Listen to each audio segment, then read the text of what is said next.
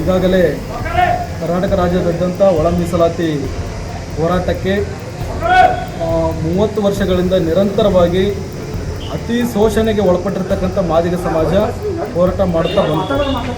ಈ ಹೋರಾಟದ ಪ್ರತಿಫಲವಾಗಿ ಸರ್ಕಾರ ಕಣ್ತೆರೆದು ಈಗಾಗಲೇ ಒಳ ಮೀಸಲಾತಿ ವರ್ಗೀಕರಣಕ್ಕೆ ಸಂಬಂಧಿಸಿದಂತೆ ಮನೆ ಮನೆಗೂ ಕೂಡ ಭೇಟಿ ಕೊಟ್ಟು ನಿಜವಾದ ನಿಖರವಾದ ದತ್ತಾಂಶವನ್ನು ಸಂಗ್ರಹಣೆ ಮಾಡಲಿಕ್ಕೆ ಹೊರಟು. ಆದರೆ ಮತ್ತೆ ಒಂದು ಏನು ಆಘಾತಕಾರಿ ಸಂಗತಿ ಅಂತ ಹೇಳ್ಬೋದು ಅಂತಂತಂದರೆ, ಏನು ಒಳ ಮೀಸಲಾತಿ ಈ ಒಂದು ವರ್ಗೀಕರಣಕ್ಕೆ ಸಂಬಂಧಿಸಿದಂತೆ ಸಮನ್ವಯ ಸಮಿತಿ ಏನು ರಚನೆ ಮಾಡಿದ್ದಾರೆ, ಆ ಸಮನ್ವಯ ಸಮಿತಿಯಲ್ಲಿ ಯಾವ ಸಮಾಜ ಅತಿ ಹೆಚ್ಚು ತಮ್ಮ ಜೀವವನ್ನು ಕೊಟ್ಟು ಹೋರಾಟ ಮಾಡ್ತು ಆ ಸಮಾಜದಿಂದ ಪ್ರತಿನಿಧಿಸುವಂಥ ಒಬ್ಬ ವ್ಯಕ್ತಿಯನ್ನು ಅದಕ್ಕೆ ಹಾಕಿಲ್ಲಪ್ಪ ಅಂತಂದರೆ ನಿಜವಾಗ್ಲೂ ಅನುಮಾನ ಬರ್ತದೋ ಇಲ್ಲೋ. ಅದಕ್ಕೆ ಈ ಕರ್ನಾಟಕ ರಾಜ್ಯ ಸರ್ಕಾರ ಇದ್ರ ಬಗ್ಗೆ ಬಹಳ ಗಮನ ವಹಿಸಬೇಕು. ಎಷ್ಟು ನೀವೇ ನೋಡಿ, ಸಾಮಾಜಿಕ ಪದ್ಧತಿ ಇರ್ತಕ್ಕಂಥ ಎಲ್ಲ ನಿಮ್ಮ ಸಿದ್ದರಾಮಯ್ಯನವರೇ ನೀವೇ ನೋಡಿ ಏನಾಗ್ತಿದೆ ನಮ್ಮ ಸಮಾಜ ಇವತ್ತು. ನಿರಂತರವಾಗಿ ರಾಜಕೀಯವಾಗಿ, ಆರ್ಥಿಕವಾಗಿ, ಸಾಮಾಜಿಕವಾಗಿ ಎಲ್ಲವೂ ಹಿಂದುಳಿದಿದೆ. ಹಿಂದೆ ಉಳಿದು ಇಷ್ಟೊಂದು ತಮ್ಮ ಜೀವವನ್ನೇ 9 ಜನರ ಜೀವವನ್ನೇ ಕೊಟ್ಟು 30 ವರ್ಷಗಳಿಂದ ಹೋರಾಟ ಮಾಡಿರ್ತಕ್ಕಂಥ ಈ ಸಮಾಜ, ಅಂಥ ಸಮಾಜದ ಒಬ್ಬ ಪ್ರತಿನಿಧಿಯಾಗಿ ಒಬ್ಬರನ್ನ ಆ ಸಮನ್ವಯ ಸಮಿತಿ ಹಾಕ್ಕೊಂಡಿಲ್ಲಪ್ಪ ಅಂತಂತಂದರೆ ಇದಂಥ ದುರಾದೃಷ್ಟ ನಮ್ಮದು.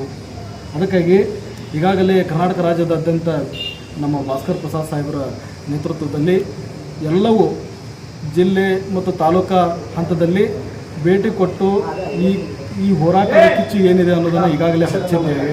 ಇನ್ನು ಮುಂದಿನ ದಿನಮಾನಗಳಲ್ಲಿ ಮನೆ ಮನೆಗೆ ಈ ಹೋರಾಟದ ಉದ್ದೇಶಗಳನ್ನು ತಿಳಿಸುವಂಥ ನಿಟ್ಟಿನಲ್ಲಿ ಹೋರಾಟ ನಡೀತಾ ಇದೆ. ಇವತ್ತು ಧಾರವಾಡ ಜಿಲ್ಲೆಯಲ್ಲಿ ಬೈಕ್ ರ್ಯಾಲಿ ಅತ್ಯುತ್ತಮವಾದ ಬಹುಸಂಖ್ಯೆಯಲ್ಲಿ ಬೈಕ್ ರ್ಯಾಲಿಯನ್ನು ಹಮ್ಮಿಕೊಂಡು ಈಗ ಯಶಸ್ವಿಯಾಗಿ, ಹಾಗೆ ಮತ್ತು ಸಾಮಾನ್ಯ ನಮ್ಮ ಸಂತೋಷ್ ಲಾಡ್ ಅವರು ಕೂಡ ನಮ್ಮ ಈ ಹೋರಾಟಕ್ಕೆ ಬಂದು ಬೆಂಬಲಿಸಿ ಏನು ಹೇಳಿದ್ದಾರೆ ಅಂತಂದರೆ, ಈ ಒಂದು ಸಿದ್ದರಾಮಯ್ಯನವ್ರ ಜೊತೆ ಮಾತನಾಡಿ ಯಾವ ಒಂದು ವರ್ಗಕ್ಕೆ ಪ್ರಾತಿನಿಧ್ಯ ಸಿಕ್ಕಿಲ್ಲ ಅವರಿಗೆ ಸಂಬಂಧಿಸಿದಂತೆ ನಾವು ಮಾತನಾಡ್ತೇವೆ ಅಂತ ಅನ್ನೋ ಭರವಸೆಯನ್ನು ಕೂಡ ಕೊಟ್ಟಿದ್ದಾರೆ.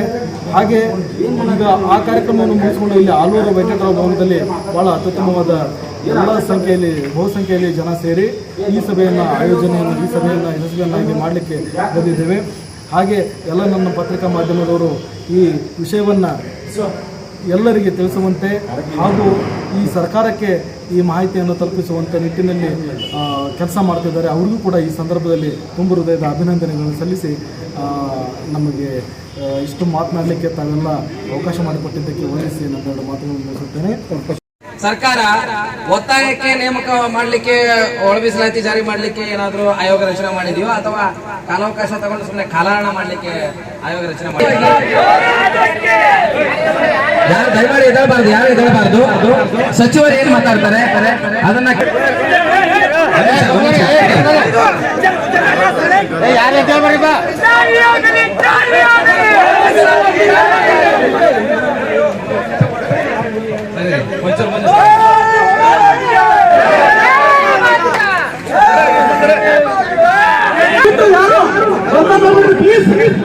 ಎಸ್ ಮಲಿಯಪ್ಪ ಅಂತೇಳಿ ಬಳ್ಳಾರಿಯಿಂದ ಈ ಕ್ರಾಂತಿಕಾರಿ ಪಾದಯಾತ್ರೆಯನ್ನ ಮಾಡಿದ ನಂತರ ಕ್ರಾಂತಿಕಾರಿ ರಥಯಾತ್ರೆಯನ್ನ ಹೊರಟು ಬಂದಿದ್ದೀವಿ. ಇವತ್ತು ಧಾರವಾಡ ಜಿಲ್ಲೆಯಲ್ಲಿದ್ದೀವಿ.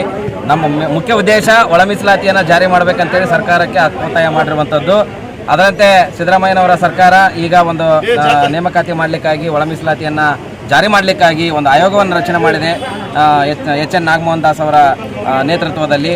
ಆ ಸಲಹಾ ಸಮಿತಿಯನ್ನು ನೇಮಕ ಮಾಡಿಕೊಂಡಿರುವಂಥ ವಿಚಾರದಲ್ಲಿ ಮಾದಿಗ ಸಮುದಾಯದ, ಬೋವಿ ಸಮುದಾಯದ ಮತ್ತು ಕೊರಮ ಕೊರ್ಚ ಸಮುದಾಯ ಯಾವ ಒಬ್ಬ ಪ್ರತಿನಿಧಿ ಕೂಡ ಅದರಲ್ಲಿ ಇಲ್ಲ. ಹಾಗಾಗಿ ನೀವು ಯಾಕೆ ಇವರನ್ನು ಕನ್ಸಿಡರ್ ಮಾಡಿ ತಗೊಂಡಿಲ್ಲ, ಈ ಸಮುದಾಯಗಳಲ್ಲಿ ಯಾರು ಅಂತ ಇಂಟೆಲೆಕ್ಚುಯಲ್ಗಳು ಇಲ್ವಾ ಅಂತಂದೇಳಿ ಸರ್ಕಾರಕ್ಕೆ ಒಂದು ಪ್ರಶ್ನೆಯನ್ನು ಮಾಡೋದ್ರ ಮೂಲಕ, ಮನವಿಯನ್ನು ಕೊಡೋದ್ರ ಮೂಲಕ ಅದನ್ನು ನಮ್ಮ ಬಳ್ಳಾರಿ ಜಿಲ್ಲೆಯ ನಮ್ಮ ಧಾರವಾಡ ಜಿಲ್ಲೆಯ ಉಸ್ತುವಾರಿ ಸಚಿವರು ಮತ್ತು ಕಾರ್ಮಿಕ ಸಚಿವರಾಗಿರುವಂಥ ಸಂತೋಷ್ ಲಾಡ್ ಸಾಹೇಬರ ನೇತೃತ್ವದಿಂದ ಅವರ ಮುಖಾಂತರವಾಗಿ ನಾವು ಈ ಘನ ಸರ್ಕಾರದ ಸಿದ್ದರಾಮಯ್ಯನವರಿಗೆ ನಾವು ಮನವಿ ಮಾಡಿದ್ದೀವಿ. ಈ ಆಯೋಗದ ಒಳಗಡೆ ಎಲ್ಲ ಜಾತಿಯ, ಎಲ್ಲ ಪರಿಶಿಷ್ಟ ಜಾತಿ ಇಂಟೆಲೆಕ್ಚುಯಲ್ಗಳನ್ನು ಸಲಹಾ ಸಮಿತಿಗೆ ನೇಮಕ ಮಾಡಿಕೊಳ್ಬೇಕು ಅನ್ನುವಂಥ ವಿಚಾರವನ್ನು ಇಟ್ಕೊಂಡು ಇವತ್ತು ನಾವಿಲ್ಲಿ